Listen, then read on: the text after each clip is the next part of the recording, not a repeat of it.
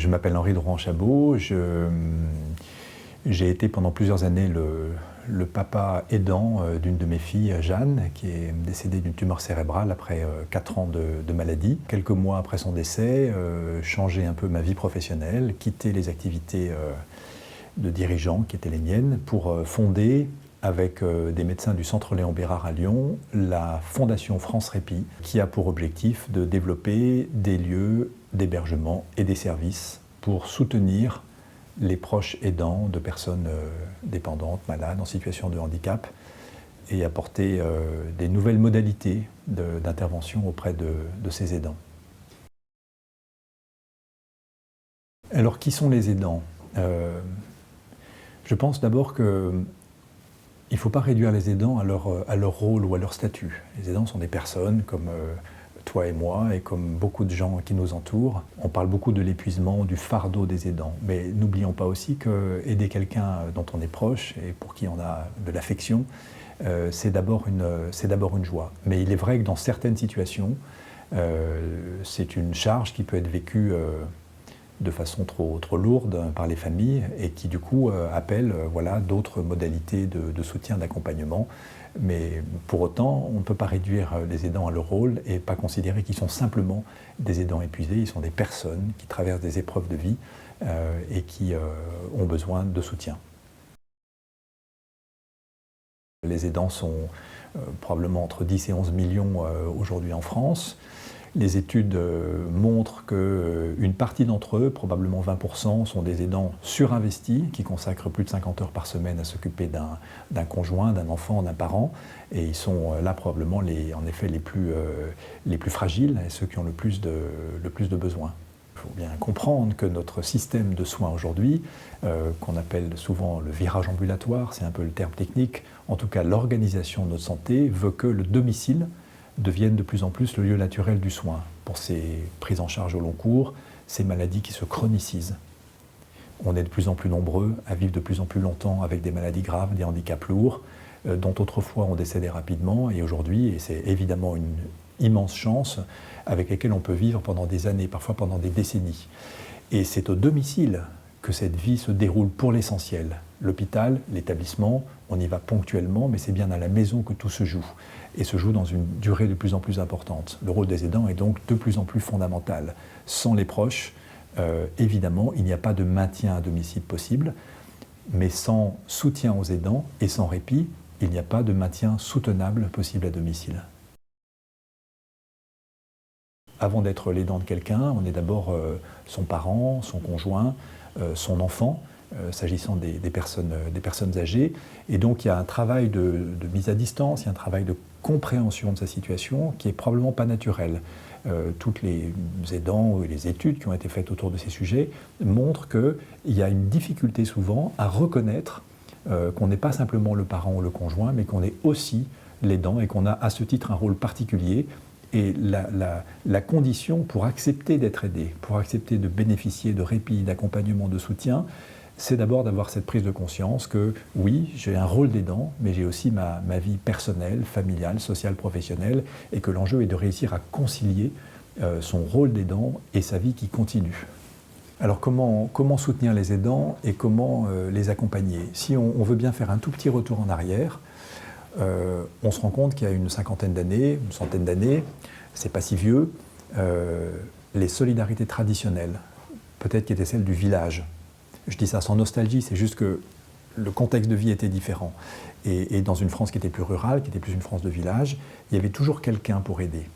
La question des aidants se posait beaucoup moins parce que dans la même maison, dans le même quartier, dans le même village, vivait en effet une personne malade ou en situation de handicap, mais aussi ses parents, ses cousins, des voisins bien connus, des amis qui peuvent donner un coup de main. Et finalement, ces solidarités de proximité permettaient un meilleur accompagnement et un meilleur soutien des familles fragilisées. Avec l'évolution, qui est tout à fait normale, on vit aujourd'hui davantage dans des grandes métropoles, on a des appartements petits, les familles sont éclatées aux quatre coins du monde ou dans d'autres villes. Donc ces solidarités traditionnelles, elles ont de fait un peu disparu. Et les aidants se retrouvent très fréquemment isolés, avec du coup un vrai risque de repli sur soi, de désocialisation, de perte d'autonomie pour eux-mêmes, des impacts sur leur santé. Et donc on voit bien qu'il y a un nouveau paradigme et qu'il faut aujourd'hui inventer des solidarités nouvelles pour venir en aide à ceux qui aident un proche rendu vulnérable. Et il y va vraiment de la solidarité nationale. Et les dispositifs aujourd'hui qui existent sont encore très timides. Il existe depuis longtemps des modalités qu'on appelle d'accueil temporaire ou d'accueil séquentiel qui permettent à des familles de confier un proche dans un établissement, soit à la journée, soit pour des séjours, soit pour des plus longs termes. Et évidemment, c'est un temps de rupture qui est tout à fait intéressant et important. Pour autant, c'est une offre qui est plutôt tournée vers les personnes malades ou en situation de handicap elles-mêmes et qui, jusqu'à présent, s'intéresse encore peu aux aidants. C'est tout l'enjeu de ce que les anglo-saxons appellent les respite care, les soins de répit, qui finalement proposent une approche qui est un peu décentrée de la personne accompagnée pour s'intéresser davantage à la relation d'aide, voire à la situation de l'aidant, avec les impacts que la situation peut faire porter sur sa vie personnelle, physique, psychique, sociale, etc. Les dispositifs qui permettent aujourd'hui vraiment un accompagnement un peu systémique, un peu global, un peu long terme des familles fragilisées au long cours par la maladie ou par le handicap, ils existent encore peu aujourd'hui. On ne peut pas dire qu'il n'y ait rien, mais c'est des formes de soutien qui sont encore modestes.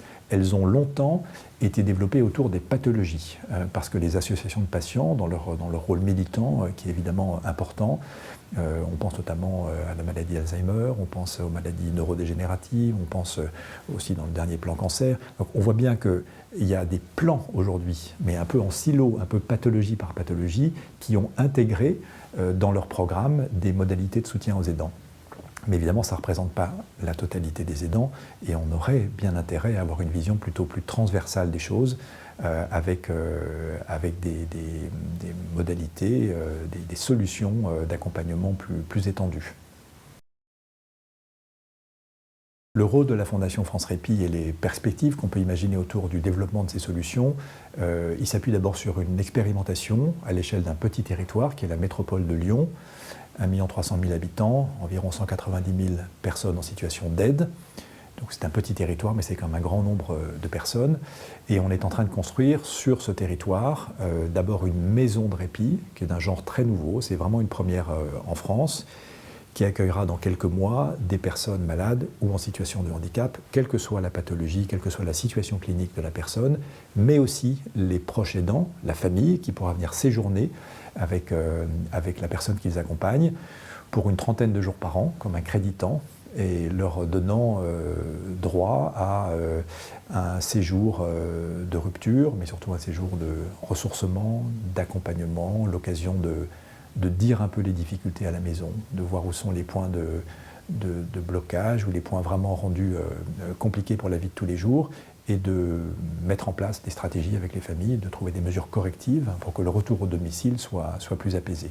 Et ce travail va être fait en particulier par une équipe mobile de répit qui va non seulement accompagner les familles dans la maison, mais aussi les suivre avant et pendant les séjours pour que cette idée d'accompagnement au long cours trouve vraiment une vraie expression concrète. Plus largement, on a développé un collectif qui s'appelle Métropole Aidante et qui vise à mettre au pot commun de toutes les associations qui ont des initiatives envers les aidants, de regrouper toutes nos initiatives et d'en faire une offre unique, très structurée, très labellisée, très lisible pour les aidants, pour essayer finalement, à l'échelle d'un territoire, d'apporter les réponses les plus larges possibles, mais aussi avec un accès le plus facile possible pour ces familles. Notre ambition, c'est que ce laboratoire, qui est encadré par un très gros programme de recherche, puisse être mesuré dans ses impacts, et qu'à partir de cette expérimentation, on puisse travailler avec d'autres territoires pour déployer un réseau de maisons de répit et de services au profit des aidants français. Il y en a, on le disait tout à l'heure,